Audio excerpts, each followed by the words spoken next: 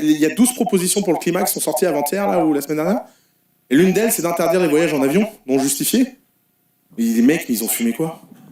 Dans la vidéo d'aujourd'hui, les clés du charisme d'Oussama Ammar. La première clé qui rend charismatique Oussama est la accessibilité.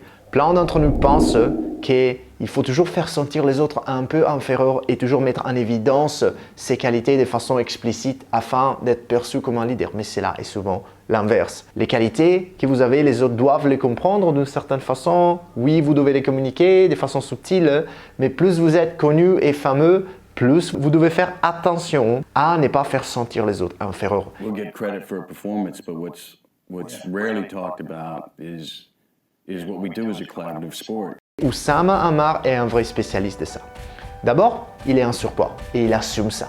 Donc, le fait qu'il assume ça est cool et le fait qu'il soit en surpoids le rend certainement plus accessible que s'il était un top mannequin qui, par définition, risque de faire sentir les autres menacés par sa présence. L'autre façon dans laquelle il génère de l'accessibilité est avec un langage simple. Parce que le futur, les gars, c'est pas passif.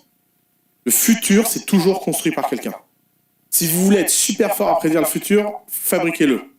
La meilleure façon de prédire le futur, c'est de le fabriquer. Il utilise un langage drôle, moderne, le même langage qu'on pourrait utiliser au café. Vous pourriez penser que cet aspect de l'accessibilité est quelque chose que vous maîtrisez déjà, mais je vous assure que plein de gens veulent absolument démontrer leur valeur de façon explicite. Et ça, c'est toujours une erreur. Quand vous regardez les entretiens d'un acteur, il va souvent faire tout ce qu'il peut pour faire sentir la personne qui fait l'entretien à l'aise. What's the secret to staying relevant, successful and influential for 25 years? You want to take that? La autodérision ou le fait de complimenter les autres, comme plein d'acteurs le font régulièrement, est une stratégie pour sembler beaucoup plus accessible de ce que l'on est en réalité. Et ça, c'est la clé du leadership. L'autre chose que Oussama fait très bien est de prendre des positions fortes, les prendre publiquement et les prendre avant que plein d'autres gens aient pris les positions en question. Quand vous voyez Oussama Ammar parler de la planète, vous remarquez un mec qui dit des choses que l'entrepreneur moderne souvent partage avec lui. Mais plein d'entrepreneurs n'ont pas eu le courage d'aller à partager ses opinions parce que c'est là un risque. On va lui dire, mais connard, va faire un putain de diplôme en aéropropulsion et trouve-nous une putain de solution pour que je puisse prendre l'avion autrement. Moi, je pense que tout politique qui vient en disant « Oui, moi, je suis là pour la planète, pour faire un effort, pour réduire le degré », je pense que c'est un mec qui veut pas dépenser les 100 ou 300 milliards nécessaires à développer les technos pour qu'on change fondamentalement de mode de production. Soyez sûr d'être toujours le premier qui dit quelque chose et faites-le de façon publique pour être perçu comme un leader. Une autre chose qu'Oussama Ammar maîtrise parfaitement est le sens de l'humour.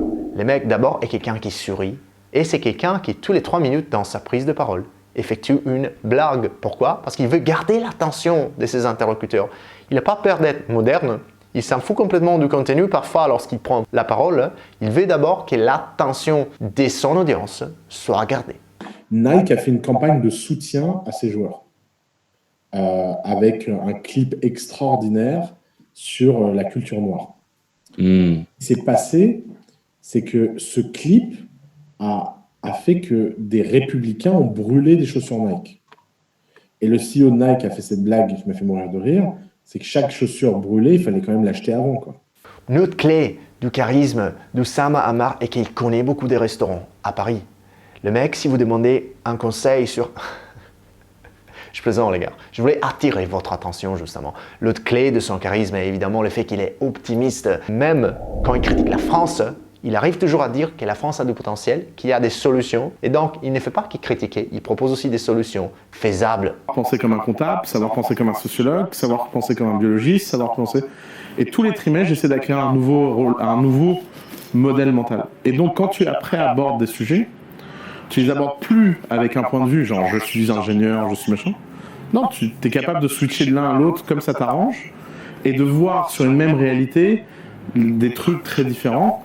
Et donc après, les références deviennent un pouvoir de référence. Tu regardes une série débiles sur Netflix, tu te dis « Ah tiens, c'est marrant, ils font référence à tel truc ». La dernière clé du charisme de Oussama Ammar est qu'il fait sentir les autres importants. il valorise les autres, il valorise son équipe et surtout, il croit dans son équipe. Mais c'est surtout très dangereux comme conseil parce qu'on ne comprend pas ce qu'est un cofondateur. Un cofondateur, ce n'est pas une compétence technique. Un cofondateur, c'est un soutien moral, psychologique, énergétique, de confiance qu'on va garder pendant toute la vie de sa boîte. Donc, faites confiance aux autres depuis le départ et enlevez aux autres leur confiance lorsque les autres la repayent pas, lorsque les autres démontrent de ne pas la mériter. Ensuite, si vous voulez aller plus loin, contactez-moi. On va instaurer un sens de leadership et des communications et des missions dans votre équipe qui marque et qui permettra par contre à votre chiffre d'affaires de continuer à monter.